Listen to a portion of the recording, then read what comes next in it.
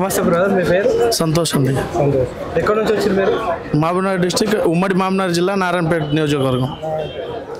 కేసీఆర్ పరిపాలన ఎట్లుంది అభివృద్ధి? రేవంత్ రెడ్డి గారి పరిపాలన ఎట్లుంది? కేసీఆర్ పాలనలో చుట్టుపక్కల ఉన్న తాండాలతో పాటు చిన్న చిన్న గ్రామాలు కూడా బ్రహ్మాండంగా అభివృద్ధి చెందినాయి.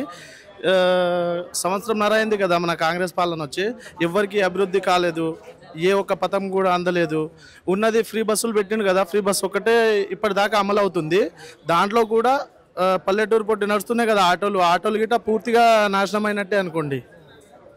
6 గ్యారెంటీలు ఇచ్చారు కదా రేవంత్ రెడ్డి గారు. 6 గ్యారెంటీలు ఎన్ని అమలు అయ్యాయి?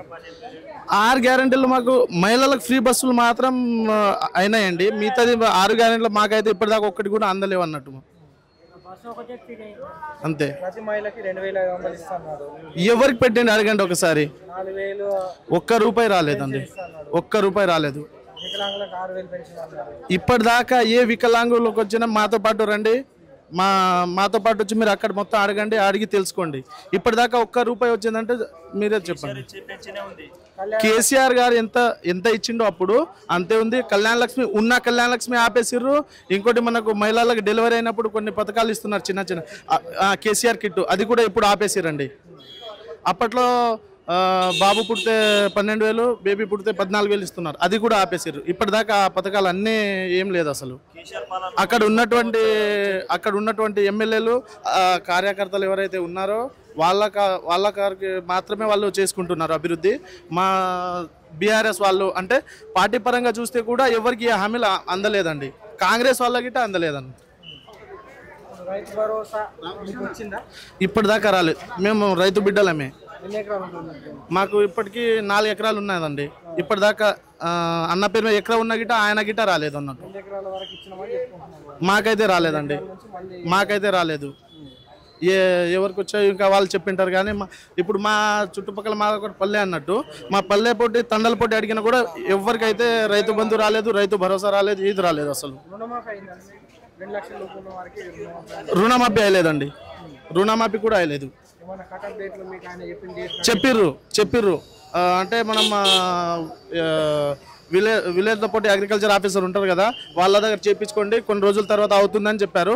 మొత్తం ప్రాసెస్ అన్ని కంప్లీట్ చేయించుకొని ఇప్పటిదాకా ఒక్క రూపాయి రాలేదండి.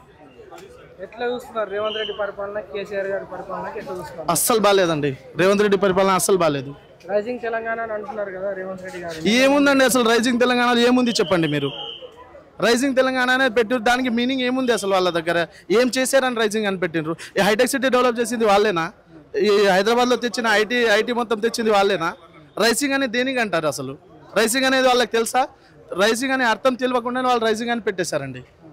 రైజింగ్ అంటే ఏదో ఒకటి స్పాట్లో అభివృద్ధి చెంది వాళ్ళకు సంవత్సరంన్నర అయింది. ఇప్పటికీ సంవత్సరంన్నర ఏం పెట్టారని వాళ్ళు రైజింగ్ అని పెట్టేశారు. కాన్స్టిట్యున్సీలో ఇంతకుముందు ఏ విధంగా డెవలప్ అయినాయి, ఏమేమి వచ్చినాయి, ఇప్పుడు ఇంకేమైనా కావాలంటే? ఇంతకుముందు ఉన్నటువంటి బీఆర్ఎస్ పార్టీ నుంచి రాజేందర్ రెడ్డి అని ఎమ్మెల్యే ఉన్నారండి.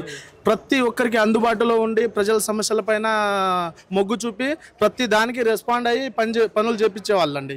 ఇప్పుడు ఉన్నారు ప్రస్తుతం కాంగ్రెస్ ఎమ్మెల్యే చిట్టెం పరిణగారెడ్డి గారు ఉన్నారు కదా, వాళ్ళు అసలు గెలిచినప్పటి నుంచి ఒక్కరోజు కూడా మన విలేజ్ విజిట్ అని ఉంటుంది కదా, ఒక్కరోజు కూడా రాలేదండి.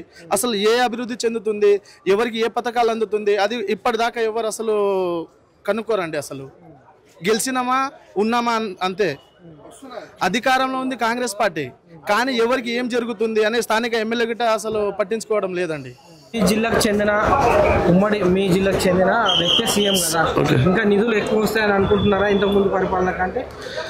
ఏది ఇప్పుడు కేసీఆర్ గారు వేరే డిస్టిక్, ఆయన కేసీఆర్ పాలనలో మా మహబూబ్నగర్ డిస్టిక్ అసలు 10 ఏళ్ల కిందటనే మహబూబ్నగర్ డిస్టిక్ అనేది పూర్తిగా అసలు ఎవరికి తెలియదు కూడా. ఇప్పుడు తెలంగాణ రాష్ట్రంలో ఉమ్మడి మహబూబ్నగర్ జిల్లా అన్నిటికంటే పెద్దది, కాకపోతే అసలు ఎవరికి తెలియదు కూడా. డెవలప్మెంట్లో వెనుకబడిన రాష్ట్రం. ఇంకోటి మారుమూల ప్రాంతాన్ని ఉన్న నియోజకవర్గం మాది నారాయణపేట డిస్టిక్ అన్నట్టు. నారాయణపేట ఇప్పుడు డిస్టిక్ అయింది, కాకపోతే ఇంతకు నియోజకవర్గం ఉన్నప్పుడు మారుమూల ప్రాంతంలో ఉన్న కర్ణాటక బార్డర్కి ఉన్న నారాయణపేట జిల్లా ఇప్పుడు జిల్లా అయినటువంటి నియోజకవర్గం అయితే ఏ రకమైన అభివృద్ధి అసలు చెందలేదండి. బీఆర్ఎస్ పాలనలో కానీ డిస్టిక్ అయింది, అప్పటి నుంచి రోడ్లు కానీ నీటి సదుపాయం కానీ స్కూళ్ళు ఇంకా మన మిషన్ భగీరథ నీళ్ళు ఏ విధంగా ఫస్ట్ వచ్చిన నీళ్లు గిట్ట ఇప్పటికీ ఆపేస్తున్నారండి. కరెక్ట్ పల్లెపోటీ అసలు నీళ్ళు ఒక్క బొట్టు నీళ్ళు గిట్ట రావట్లేదు. ఇప్పుడు తండలో ఉన్న వాళ్ళందరూ బోర్లకు వెళ్తున్నారు. బోర్ల చేన్ల పొట్టి నీళ్ళు తీసుకుంటున్నారు. అసలు నీళ్లు ఎందుకు వస్తలేదని అడిగితే అధికారులు ఏ విధంగా స్పష్టత ఇవ్వరు, వాళ్ళు పట్టించుకోరు కూడా. మీరు మీ ఎమ్మెల్యేకి కానీ మీ జిల్లాకి ఏమేం కావాలనుకుంటున్నారు? మీ నియోజకవర్గానికి కానీ, మీ జిల్లాకి కానీ, మీ గ్రామానికి కానీ? కేసీఆర్ గారు ఇచ్చింది కదా మాకు, ఆ హామీలే ఓకే.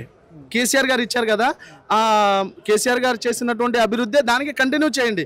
మీ నుంచి అసలు ఇవ్వడానికి పనికి రారు మీరు. కేసీఆర్కి అసలు 20% గిట్ట పనికి రారు మీరు కేసీఆర్ చేసిన అభివృద్ధికి.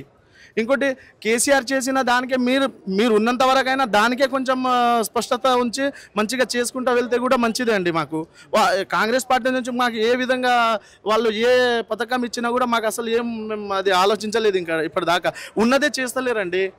ఫ్రీ బస్ పెట్టిర్రు, ఆటోలు ఇప్పుడు పల్లెటూరు పూట ఆటోలు తీసుకున్నారు కదా, 3 లక్షలు ఉంటుంది అది. అయితే 3 లక్షల ఆటోకి 9,000 ఈఎంఐ ఉంటుందండి. 9,000 ఈఎంఐలో వాళ్ళకి ₹1 గిట గిరాకీ అయితే లేదు. అక్కడ మొత్తం ఫ్రీ బస్సులు అని పెట్టారు కదా. పల్లెటూరులో పోటీ బస్సులు పెడతామని చెప్పి ఇప్పటిదాకా ఒక బస్సులు పెట్టలేరు. మినిమం బస్సులకు వెళ్ళాలంటే 3-4 కిలోమీటర్ దూరం వెళ్ళాలి. అక్కడి నుంచి అయినా కూడా ఫ్రీ బస్సులు లేవు, టైంకి అందవు, ఆటోలకు గిరాకీ లేదు. మొత్తానికి సర్వనాశనం అయిపోయిందండి నారాయణపేట నియోజకవర్గం.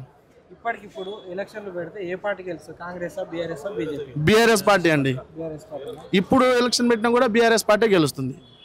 ఇప్పుడు రేవంత్ రెడ్డి గారు సర్పంచ్ ఎలక్షన్లు వాయిదా వేసుకుంటూ వస్తున్నాడు, ఎందువల్ల అంటారు? అసలు ఇప్పుడు సర్పంచ్ ఎన్నికలు పెట్టాలంటే కూడా వాళ్ళకు అంత ఇది ఉండాలి కదండి. వాళ్ళు ఏ విధంగా దానికి డబ్బులు మెయింటైన్ చేయాలో, అసలు ఎలక్షన్ కమిషన్కి వాళ్ళు ఏ విధంగా చెప్పి దానికి మనం ముందుకు వేయాలనో. బీసీ రిజర్వేషన్ అని ముందుకు తీసుకొచ్చారు. బీసీ రిజర్వేషన్ వల్ల ఇప్పుడు మా చిన్న గ్రామాలు ఉన్నాయి కదా, ఇప్పుడు మాకు సర్పంచ్ లేరు, పంచాయత్ సెక్రటరీ ఉన్నారు కదా.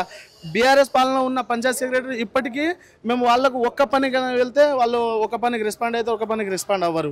అదేవిధంగా మా పల్లెల పోతే తన సర్పంచ్లు ఉన్నారనుకోండి, సర్పంచ్ ఉంటే ఏ విధంగా ఉన్నా గిట్ట మాకు తొందరగా అందుబాటులో ఉంటారండి.